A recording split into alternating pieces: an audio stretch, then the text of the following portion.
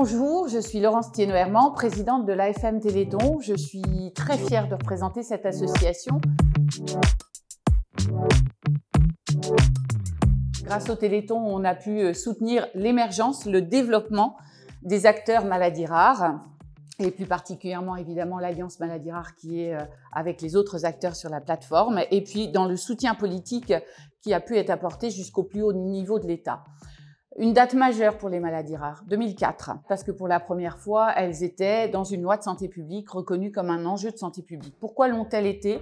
Parce qu'il y a eu d'abord un soutien politique très très fort et puis aussi parce qu'il y a eu un rassemblement des forces et de tous les acteurs maladies rares qui était quelque chose d'exceptionnel dans le domaine des maladies en général. Les défis de demain pour les maladies rares sont de plusieurs ordres, je dirais. D'abord, il serait bon qu'on puisse toujours avoir un soutien politique du plus haut niveau.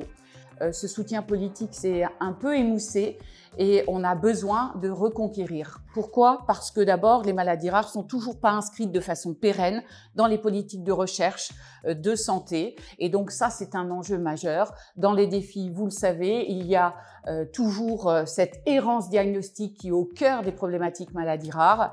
Il y a toujours aussi la nécessité de multiplier les pistes thérapeutiques pour les maladies rares. Parce qu'à date, il y a encore 95% des maladies rares qui n'ont pas de traitement.